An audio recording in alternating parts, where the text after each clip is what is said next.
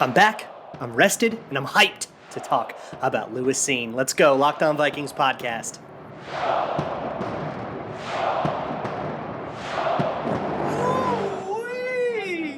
You are Locked On Vikings, your daily Minnesota Vikings podcast, part of the Locked On Podcast Network, your team every day. Welcome, everybody, to another episode of the Locked On Vikings podcast. We are back. I missed you all, so I am your host, your pal, and the kid you copied off in math class. My name is Luke Braun. You can find me on Twitter at Luke Braun NFL. You can find the show on Twitter at Locked On Vikings. Thank you so much for making Locked On Vikings your first listen of the day, every single day. BetOnline.net has you covered this season with more props, odds, and lines than ever before. BetOnline, where the game starts. Thank you so much to BetOnline for sponsoring today's episode of the Locked On Vikings podcast. And today is Lewis Cine Day. I'm going to go super deep into Lewis Cine, his strengths, his weaknesses, and everything that he brings to the Vikings, and kind of talk a little bit about the path to him succeeding and what it would look like if he failed. And I really want to get us to a place where we have a good understanding of Lewis Cine and what to expect from him. First things first, though, if you didn't see of Locked On Vikings over the last week, I mentioned it, but if you missed it, I have been resting. I took a week off. I do that after the draft every year, just to kind of rest my voice and my brain and everything like that, so I can come back fresh and hyped. And I am hyped because I like this kid. All right, Lewis Cine rules, and I'm excited about him. I'm happy they got him in the first round. I think drafting him at 32 was a steal, and that's totally gonna be the title. Anyways, real quick. So it's summer now. We are in the super dead of the offseason. There will be OTAs, and very little comes out of that usually worth talking about. And mostly we're just kind of waiting for camp to start, which won't for like months. So we got to fill some time because this is still a daily show. All right. This is Monday through Friday. I'm not going to miss a show just because nothing's going on. In fact, I've got a lot of stuff, too much stuff that I'm excited to talk about that I'll have to cram into these next few months because we are doing the Storytime series. Like you might be used to if you're a longtime listener to the show. If you're not, the Storytime series is basically the path to the NFL for all the new Vikings, or at least most of the new Vikings. I'm going to do that in some capacity, but a diminished capacity this year because I'm also doing the Storytime series history edition, I guess. We're going to talk about nostalgia and history on this show. We're not doing it today. We're doing Lewis Cine, but get excited for that. Please stick around because there is some really, really cool stuff, some cool stories about old things in the Vikings you might not be familiar with, or maybe just stuff you want to think about and remember from the good old days if you were old enough to be a fan back then. And of course, we're going to talk about some X's and O's, and I'll talk about some more like broad football stuff, philosophical things, and some of the stuff you can't really get into in the nitty gritty of the actual season. So really excited about that. But mostly today, I'm excited to talk to you about Lewis Cine. I grinded the tape. I came up with the strengths and the weaknesses and the path forward and stuff. So let me just give you a quick Lewis Cine scouting report as though I were coming up with a draft guide and I just needed to do it all on a bulleted list. And you've probably heard most of this by now. He's incredibly fast and rangy.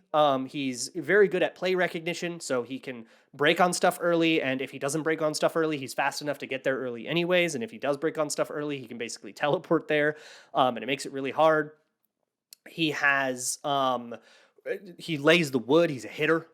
He's, the kind of guy that can come in from way deep and just like totally light up a receiver over the middle if you throw up that kind of ball. So he's got all these big hit highlights. He doesn't have a lot of ball production. He only has like one interception in college, which is kind of disappointing. But he's, 6'4", runs away. He's got these long, lanky strides, so it's all very effortless.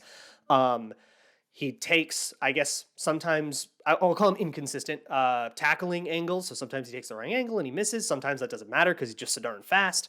And his tackling technique, while he doesn't miss a lot of tackles, he doesn't have like a lot of missed tackle stats. He tackles poorly, and sometimes it takes him a few yards to drag a guy down, so he can kind of give up production that way. There's your bulleted list Lewis Cine thing. And if that's all you're interested in, and if you hadn't heard that before or whatever, that is basically what we're going to be talking about all day. But I want to go more in depth on that. And really, what I want to do, what I want you to walk away from this show with is I want you to be able to envision the future for Lewis Cine, good or bad. Envision what the different paths look like And then as we go through camp and the actual season, I want you to be able to kind of think back to this conversation and think, what path is he on? And use that to kind of project, is he working out or not? And here's what I'll say. A really good chance that this dude works out, right? Of course, he's a first rounder. There's going to be more pros than cons, easy. But I think what's exciting is how much easier it is to envision the good path than the bad path. And I want you to understand on a more like intuitive level than draft grades. I'm not going to give this a grade. I'm not going to say B plus for the pick or whatever. We're not going to talk about the trades or anything like that. We've already kind of gone over that. So let me start with, I guess, the headline of Lewis Cine, which is just how quickly he gets to where he has to be. And that's going to be the headline. And what leads to that is a whole bunch of traits that are going to always be all over his scouting report. He's fast and he's got good recognition and stuff. But really, it's that speed. It's that he ran a 4.37. His 10 split, I think, was even better than that sounds. And if you remember when we talked about Kyle Hamilton before the draft, and I was really caping for the Vikings drafting Kyle Hamilton, which, by the way, I still think I would have preferred. I still prefer him to Lewis Cine. I guess if you add him to all the other draft picks, it gets more complicated, but whatever. When we were talking about him, it was about how 40 times kind of lie. Like the 40 itself is not a great measurement of how fast this guy is going to play, because 40 yards is a little bit too much distance. Safeties don't usually have to clear 40 yards, usually closer to 10 or 20 yards. And his 10 split was pretty good, and his 20 split was kind of whatever. Cine's 10 split is downright elite. So if you want just the measured athleticism, he accelerates quickly is the way I think you should put it. And I think he had good jumps too, which kind of shows the power of like his lower body and how that can really get him going fast. And it all kind of works out, right? So what that allows him to do, and Cine knows how fast he is, and he plays knowing how fast he is. And it allows him to be a little greedier about how he plays in terms of like playing off coverage. So his game, and I think like the most defining thing that jumps off of the tape for me is how often he will take extra space and he'll play further off, which as a safety, you're already starting deep, and he'll actually widen out or, deepen and get deeper and deeper and deeper as he, finds his responsibility, runs toward the sideline or whatever. And he's doing that, and it's very purposeful. And he's doing that knowing that he has the speed to clear that extra space if he has to. So, you think about like watching the Vikings defense in the last couple of years, and how frustrating it was that they would play too far off and things would get caught in front of them because they didn't have that closing speed. Cine can kind of do that and get that conservative kind of safety that comes with playing that far off without giving up a whole bunch of extra yards, because he can just close and make a play on the ball anyways. That's his game. That's what he's so good at. And he trusts himself, and he trusts his speed, and he trusts his recognition of plays. I want to talk to you more about that recognition, and kind of, I have a bit of a hot take about how good he is as like an actual recognizer of plays. But first things first, let me talk to you about Grambling. It is the dead of the NFL offseason, but other sports are happening. WNBA just kicked up. There's still basketball playoffs, hockey playoffs now in full swing. You can go bet on the Wild. Go listen to Locked On Wild, by the way.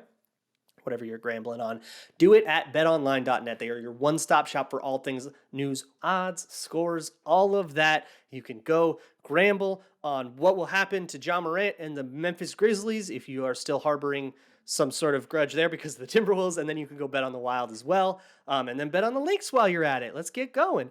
You can also bet on tennis or golf or whatever the next fight upcoming is, whatever. Head on over to betonline.net. Even play your favorite Vegas casino games there. That is, once again, betonline.net, where the game starts. So with Cine's recognition, my hot take about this is I think it's a little overrated, the way he reads plays and stuff.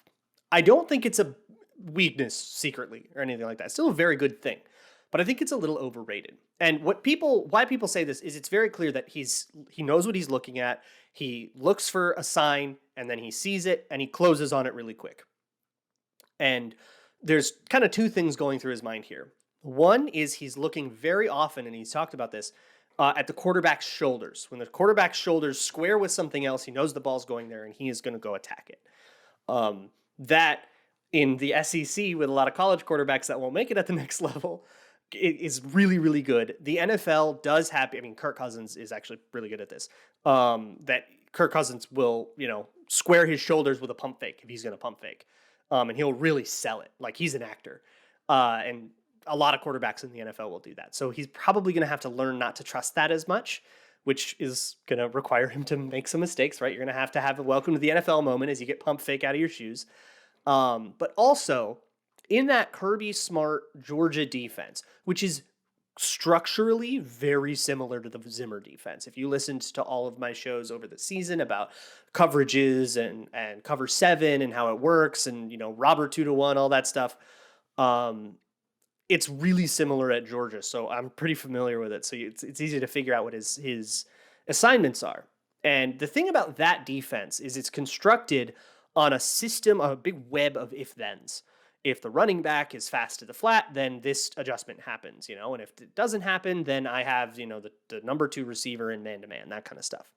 So the assignment itself, ultimately, once you're familiar with that flow chart and you understand the flow charts for each coverage, if this happens, I do that. If that happens, I do this. If the third thing happens, I do a third thing.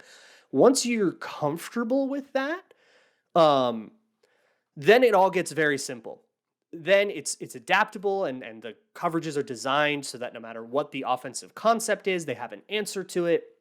If the receiver goes inside, he's doubled here. If he goes outside, he's doubled by that kind of stuff. And so what you're not trying to do is diagnose what the play itself is, right? You're not trying to look and say, okay, they're in spread. I think this is going to be curls or anything like that, right? Maybe you're trying to figure out run or pass, but even that oftentimes is determined beforehand with fit or freeze, which is for like against RPO heavy offenses. You will tell a player, all right, fit or freeze depending on the matchup. Basically, if they like to pass this more often, you freeze. And you can see this on Nick Vigil's tape a lot. The Vikings did this. You freeze, you don't do anything. You just kind of keep your feet kind of chopping and then break on a passing route once it happens. You're kind of reading the quarterback eyes. Or you fit and you're part of the run fit. And we will decide before the game even starts if it's a fit kind of game or if it's a freeze kind of game. So everything's sort of determined beforehand, and you just kind of have to figure out what the answer is by looking for the hints your coach told you to look for. It's a very complicated system, and the fact that Cine got to know it by 19, got this good at it by that young is super, super impressive. And it means that transitioning to the new scheme, I'm not like worried about it, but I don't think he doesn't have experience in the new scheme, and it's a different muscle to recognize, to look at a play and say, all right, I'm the high safety here, and I need to look and say, who's coming deep? I got him. Where's the ball going? I got it, right? There's a lot of watch the quarterback's eyes and go. I'm not saying he's like not a scheme fit or anything, but I'm saying he has experience in a different one than what he runs here. And also, there's one play I want to mention. It's a play from the national championship. You've probably seen it. It was on every highlight reel that showed if you watched the draft on TV. It's from the national championship. It was, I think, like a jet sweep kind of motion, and it was a quick toss to the outside, and Cine came all the way across the open field and closed in and got a TFL for like -4 yards. It was an awesome play. I don't know if he recognized that play or read it. He didn't like break down, okay, there's jet motion and it's this down in distance, and so that means I think this is going to the jet. I don't think he broke it down that way. He was in man coverage on the guy and he chased his guy down. Awesome play for doing that. But it's a different brain muscle, right? And so he's going to have to learn to flex that new muscle. And so there's going to be a little bit of a learning curve to that. And that's okay, right? He's not going to come out day one being we shouldn't expect him to come out day one being the best version of himself in the NFL, and nobody does. And I think that's kind of how it's going to manifest for this particular guy. He does make some misreads sometimes, by the way, and that's just going to happen with a safety in that cover 7. You're never going to be right every time. You shouldn't expect a safety to be right every time. And the thing is, because he trusts his reads and his speed so much, that if he is wrong, he breaks on it. He goes so deep, and then he really has to recover. And that leads to some of his worst plays. And I could absolutely see somebody scouting him and saying, oh, look, he was like so wrong there and he got so far out of position. I'm really marking him down hard for this play. I don't know if he's even that good. And I super get that. But for me, I see somebody who is confident enough in his reads to trust them and to have that happen to him and be just as confident the next play. And that's what's harder to teach to me. You're gonna be wrong sometimes. It's football. The plays are made to be deceptive. They're gonna get you sometimes. But I love the way that he recovers, and he has the speed to sometimes make the play anyways. But also I love the way that he recovers like play to play, where he's being just as aggressive the next play. But what he'll need to do is learn to kind of read and react. So there's a couple other things that I want to talk about here, and then I kind of want to talk about like his next steps and where he kind of can go from here. But I also want to talk about his tackling and his angles. So sort of in the same world as sometimes he takes himself too deep because he trusted his read too much. Sometimes he trusts his speed too much. And he actually, I call him arrogant angles because he's like, he'll take such a flat angle at a guy. And he got by Jamison Williams a couple times on this in the first Bama game.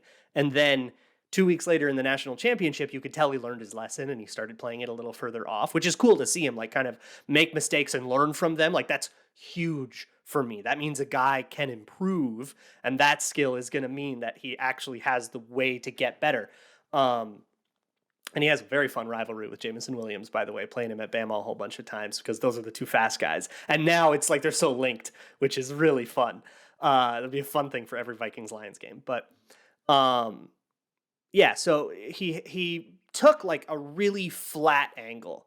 And then think about like safety angles, right? When there's a guy running up the sideline and you're the high safety and you have to kind of go chase it down, you have to decide where you're going to aim yourself. And if you aim yourself too shallow, he could run by you. If you aim yourself too deep, you've given him a chance to juke you or you've just given up too many yards. So you have to, and like you can't measure that with a protractor, right? Like you have to make that determination sort of on the fly by instinct. And every time he misses that, a lot of people said he takes bad tackling angles. And there are some guys that just do not have that instinct. If I remember, Sendejo was really bad about that, which is a comp that I don't really like that people have given for Lewis Cine because he hits hard, and that's kind of the only thing he has in common with Sendejo. But like Sendejo, if I remember, was really bad at that. He would take the wrong angle all the time. He would end up kind of chasing stuff down. It's not Harrison Smith's biggest strength. His strength is a lot more elsewhere in the play. And when Cine messes this up, almost every time, it's because he took it too shallow. So he thought he was going to be faster than he was. And like what really got him with Jamison Williams was that he underestimated how fast Jamison Williams is. And so he took way too shallow of an angle, and Williams ran past it, and he ended up kind of running himself out of the play by taking that bad angle. And so it's a really tough thing because part of what makes him good is that he trusts his speed so much that he plays really far off. If it's a 6-yard out, he doesn't feel the need to break on that right away because he knows that if the ball is thrown, he can break on it fast enough to make the tackle, and that's totally fine. And then if it's a double move, he can play so far off that a double move won't get him. And I don't want him to lose that. That's so valuable, right? That you have a safety that you just can't run double moves to his side. That's insane. That's such a difficult thing to scheme around when he's just because he's there and he's that fast and he can play in a way that makes it so you can't run double moves. That's awesome. And I don't want to lose that by asking him to trust his speed less just to fix his tackling angles. So this is where you get into the kind of path forward thing where the question becomes, what can I fix in him without breaking something else? And this is what makes coaching hard, right? This is the question you ask to your position coach. So we're going to talk about that and his future, and I want to talk a little bit about his tackling form and stuff too. We're not quite done talking about Lewis Cine. But first, let me talk to you about Built Bar. Built Bar is the best tasting protein bar on the planet. It's covered in 100% chocolate. It'll satisfy that late night chocolatey craving that you have. But what it won't do is knock you off the wagon. It's like 130 calories on one of these bad boys, like 4 grams of sugar. That ain't so bad. Think about like a regular candy bar has like 300 calories and like 30 grams of sugar. That's just disgusting.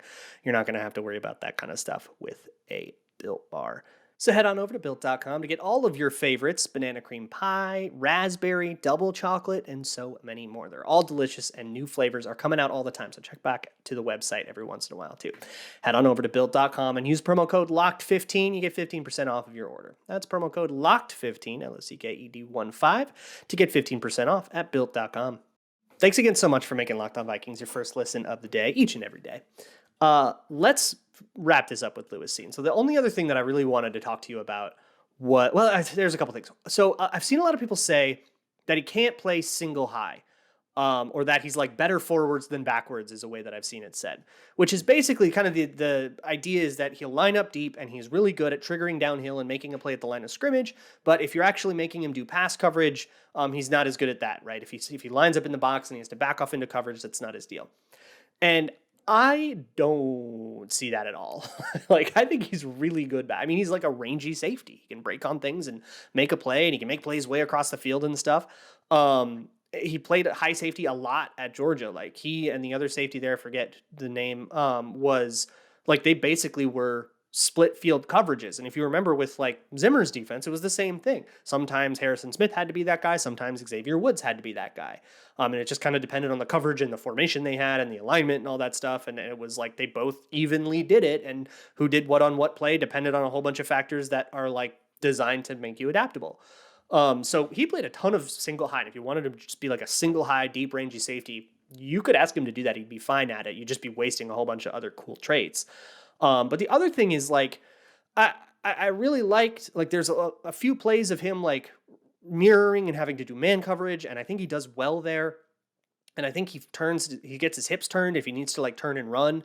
I think he does that really quickly. And he, of course, accelerates really quickly. So I guess he plays better forwards than backwards because he's so eye-poppingly insane forward and he's just like only good backwards. But like, y'all, we really have a problem with that? Like, come on. He's good at that. So I think versatility absolutely applies to him. He's a versatile safety that can do all the jobs you need your safety to do. Let me talk about the tackling though. So you think about like, he's a wood layer, like he's a hitter, everybody's comparing him to Andrew Sendejo. So you think, oh yeah, this dude's a tackler, right? But like Sendejo, not the same problem. Sendejo had a problem with leaving his feet and launching, and he would just kind of like become an armless missile. And if he bounced off you, he would miss the tackle, or worse, he'd get 15 yards. Cine is really good at avoiding 15 yards, and his tackling ability has come a really long way in the last year. So it makes it not a huge concern to me, but he still comes in really high. Not high enough to get flagged. He's really good at getting his helmet out of the way. I think he's got like one penalty or something like that in the last couple of years. So he's not like a flaggy penalty guy that you would think of for like a wood layer type of player. But it's more that because he's 6'4" and 200 pounds, it's a very lanky frame. There's not a lot of pop to that. When he comes in and he tries to lay the wood, sometimes he'll bounce off you. And if he's like a single high safety and he's trying to make a tackle on the running back and he's stopped his feet and he's kind of waiting for the running back to come to him, the running back can bowl through him because he's just kind of a beanstalk. And what's nice is that he's got, big, long, lanky arms and he's a slender man and he can get his hands on you, and he does very tenacious. He's very persistent. He doesn't let go. So he'll drag you down, but it'll take him 7 yards to do it. And that's where his tackling problem is. So if that never gets fixed, honestly, that's something you can live with. But to fix it is also like pretty easy. You can just there's like a drill I'm envisioning with the big blue donut that helps you get your pads down and helps you with, attacking the opposite hip and all those really good tackling habits. He just needs better tackling habits. Sometimes he goes for the leaping shoulder tackle, and I just want him to go for the hip tackle a little bit more, go for the thighs a little bit more. That's going to be where the center of gravity is. And when you're tall, it's harder to get into that habit, but it can help you kind of not get out leveraged when you're going up against a 5'9", 220-pound like bowling ball, which you're going to see a lot of in the NFL.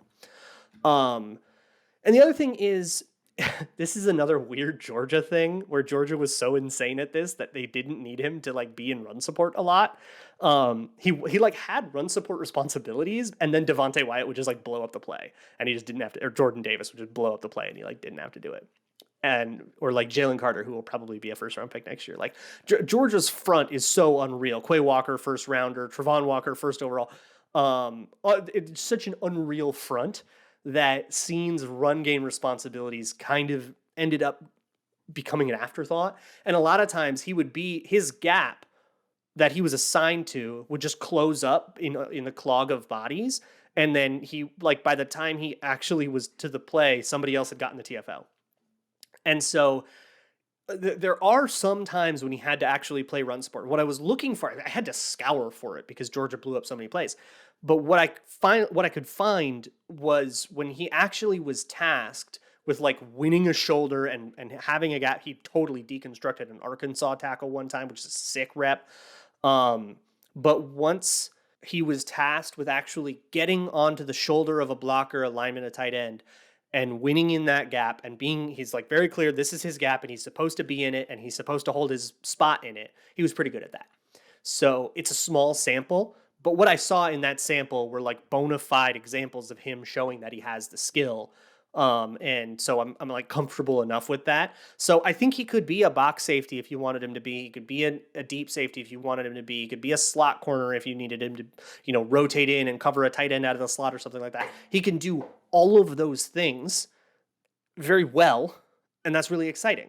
I still, I guess, prefer Kyle Hamilton, but again, it's like they didn't just one for one trade those guys. So, and also whatever, he's the guy we have now. So let's talk about him. So let's talk real quick about like the path forward. This is what I want to see. When I think about the path forward, and I talk about it a lot, I think about like, what does it look like, the world where Cine works out? And that looks like he learns to get his pads down as he tackles. He learns to trust his speed less when he's doing tackling angles, but he doesn't lose his trust in it entirely, which is a really fine coaching line to walk. And it's a world where like he learns the sort of read and react responsibilities of the Donatel style defense, where his job will be like robber zone, which is kind of play underneath a deep crosser or a post or kind of whatever it is, figure out what it is and play underneath it. And not necessarily if he goes outside, I'm man to man against this guy. And playing less of that and more of that read and react, more open-ended than the if-thens of the Georgia defense. And if he figures all that stuff out, he's a good safety. A lot of that sounds pretty reasonable to think. Like, he gets his pads down. I'd like know what drill that needs. And the Vikings did it a lot under the Zimmer era, and I'm sure all the other teams do too, and I'm sure Donatel will have him do it too. Even the like arrogant angles thing is either something he fixes or we're just kind of okay with, and like all of that stuff sounds reasonable. There's also the bad path.